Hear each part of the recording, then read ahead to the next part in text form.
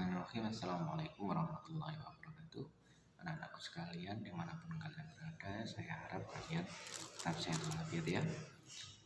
Sebelum memulai pembelajaran hari ini, yang pertama saya ingatkan untuk selalu melaksanakan pembiasaan dengan baik, dengan jujur. Insya Allah kalian akan mendapatkan balasan yang baik juga.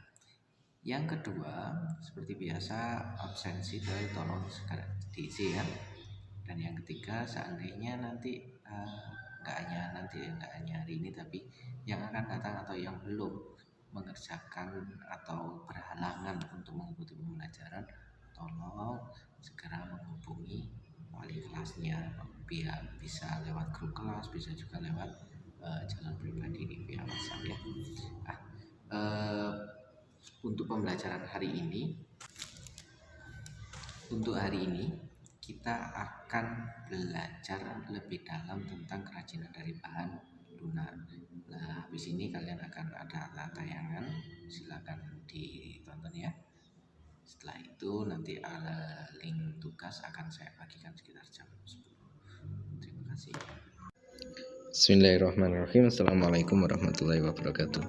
Anak-anak sekalian, hari ini kita akan memperdalam lagi tentang kerajinan dari bahan lunak. Sebelum kita masuk ke fungsi dan yang lain-lain, kita pahami dulu pengertiannya. Yaitu pengertian dari kerajinan bahan lunak adalah suatu produk kerajinan yang menggunakan bahan dasar dari bahan yang bersifat lunak. Kuncinya adalah bahan yang bersifat lunak. Kalau bahan bersifat lunak itu karakteristiknya itu mudah dibentuk, sementara kalau keras ya itu agak sulit dan mudah berubah bentuknya.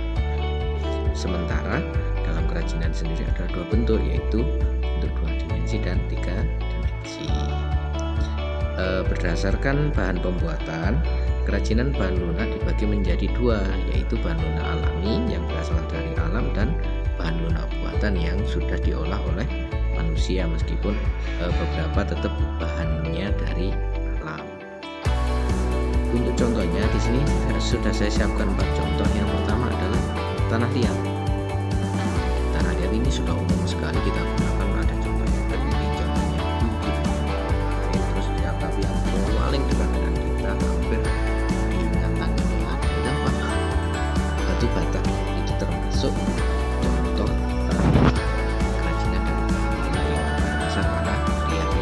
adalah serat alam. Kalau ngomong serat alam ini, yang di dekat kita itu biasanya dulu sering digunakan untuk tikar. Terus ada juga yang dari situ gambar itu ada yang bentuknya sandal, itu ada yang berasal dari cengkondo. Dan yang ketiga ini ada tas berbahan dasar kulit. Yang keempat ini adalah kerajinan getah nyatu.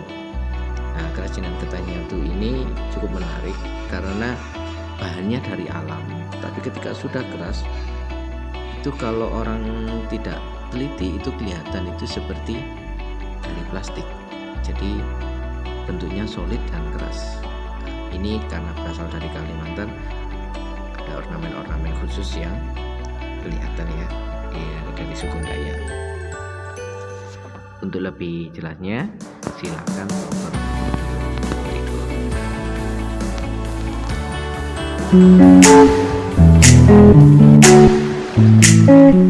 Hutan hujan tropis Kalimantan menyimpan beraneka flora yang telah lama dimanfaatkan oleh masyarakat suku Dayak. Pemanfaatan sumber daya hutan tersebut diiringi dengan kesadaran mereka untuk tetap menjaga dan melestarikan kekayaan hutan.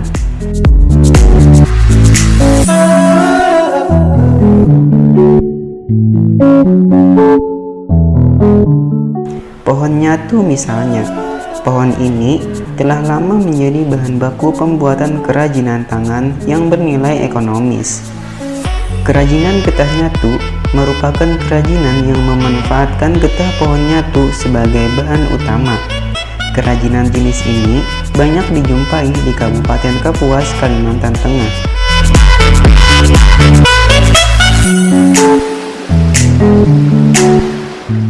Pemilihan pohon nyatu sebagai bahan utama pembuatan kerajinan bukan tanpa sebab. Salah seorang suku Dayak di Kapuas menjelaskan, selain karena pohon ini banyak dijumpai, pohon nyatu juga memiliki kemampuan berkembang biak dalam waktu yang sangat singkat.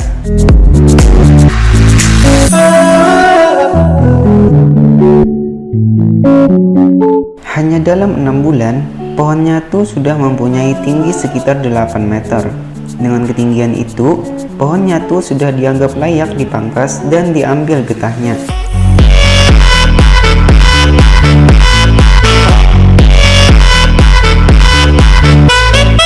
Tapi, bukan berarti semua pohon nyatu yang sudah berusia 6 bulan bisa langsung dipangkas. Panen pohon nyatu dilakukan sesuai dengan waktu yang telah ditentukan oleh tetua adat. Hal ini dilakukan tidak lain demi menjaga tradisi agar selalu menjaga kelestarian lingkungan.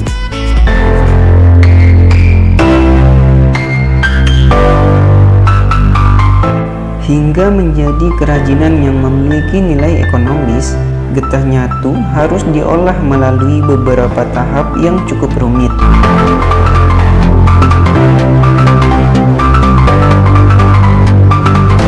Awalnya, batang pohon yang sudah dipanen dipisahkan dari kulitnya, batang kemudian direbus. Untuk mendapatkan getah yang baik, proses perebusan batang pohon nyatu dilakukan sebanyak 3 kali. Perebusan pertama dilakukan dengan mencampurkan sedikit minyak tanah. Hal ini dilakukan untuk memisahkan batang pohon dengan getahnya.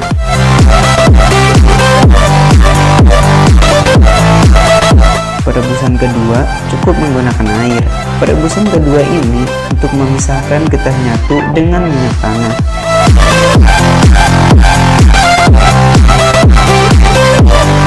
Setelah getah pohon nyatu terkumpul, dilakukan perebusan terakhir untuk menambahkan warna pada getah tersebut.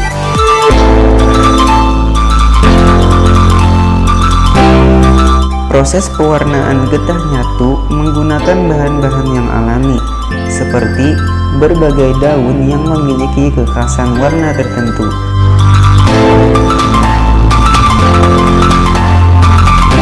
Setelah diberi warna, getah masuk ke proses selanjutnya, yaitu pembentukan. Proses pembentukan dilakukan ketika getah nyatu masih dalam keadaan panas. Getah pada suhu normal akan menjadi kering dan tidak bisa dibentuk sesuai keinginan.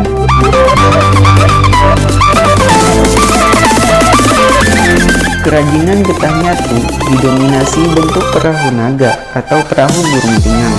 Perahu burung tingang merupakan perahu yang menggambarkan suasana perang.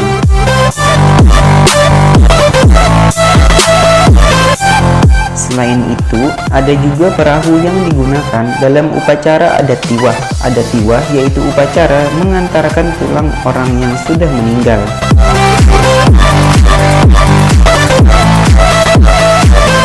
Selain perahu, getah nyatu juga dibentuk menjadi replika prajurit Dayak lengkap dengan cawat, mandau, dan kalawang. Yang membuat kerajinan getah nyatu menarik tidak hanya warna-warna yang terang. Kerajinan getah nyatu pun memiliki tingkat kedetailan yang tinggi.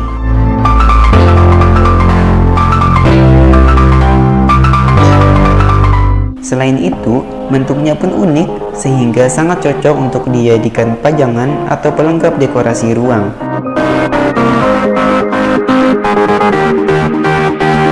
Harga kerajinan getah nyatu relatif terjangkau.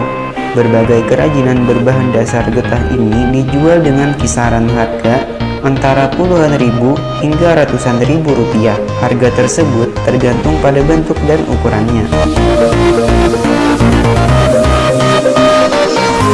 Kerajinan getah nyatu merupakan salah satu kekayaan kebudayaan Nusantara yang beragam, yang lahir dari kearifan lokal budaya setempat untuk tetap melestarikan dan hidup harmonis dengan alam.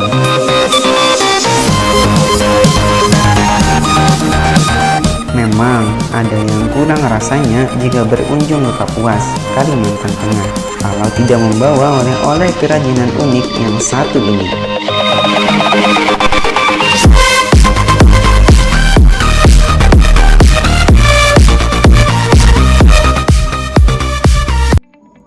Selanjutnya bahan lunak buatan seperti yang saya jelaskan tadi, simpelnya adalah suatu bahan yang diperoleh melalui beberapa tahap proses sehingga menjadi bahan lunak. Bahan lunak buatan cenderung lebih mahal daripada dengan bahan alami, tapi ini juga kondisional, tergantung tempatnya juga. Ketika di daerah industri, daerah yang kadang bahan lunak ini lebih murah. Contohnya apa? Limbah-limbah kain perca di sekitaran pabrik tekstil dibandingkan dengan kain limbah-limbah yang ada di jauh dari pabrik tekstil. Untuk contohnya ini ada beberapa. Yang pertama adalah yang paling atas warna hijau itu kerajinan dari sabun. Terus yang sebelah kiri yang atas bulat itu gipsum, dan ini banyak juga digunakan pengrajin-pengrajinnya. Di bawahnya gipsum itu ada kerajinan yang seperti tempat pensil itu dari bubur kertas. Yang tengah berwarna itu lilin, dan yang sampingnya itu adalah polimer clay. Sebenarnya kalau polimer clay itu masuk belakang, kalau floor clay itu masuk belakang, karena kalau floor clay itu sedikit daripada polimer clay. Untuk teknik pembuatan kerajinan bahan lunak sendiri itu ada beberapa. Yang pertama adalah teknik coil atau lilit pilin. Jadi biasanya yang kayak di blender dulu itu loh. Yang kedua menganyam, dan ini sering digunakan di waktu membuat tikar, membuat keranjang. Nah, itu menganyam. Mengukir ini yang sering kita temui di kursi-kursi. Dan teknik putar itu seperti gambar di samping, biasanya digunakan pada pembuatan guci dan sejenisnya. Dan ada juga teknik cetak. Nah, selanjutnya manfaat dan fungsi kerajinan bahan lunak ya, ada beberapa macam. Yang pertama adalah fungsi pakai. Jadi pembuatan kerajinan bahan lunak sendiri ini digunakan dipakai untuk apa? Yang kedua adalah fungsi hiasan. Kalau ngomong hiasan ya otomatis biasanya untuk digunakan di hiasan gitu.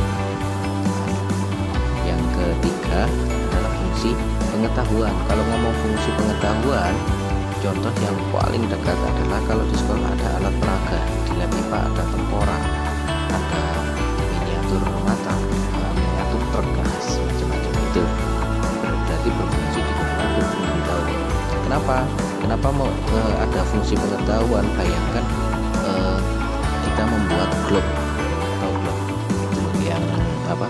Globe kayak bola dunia itu.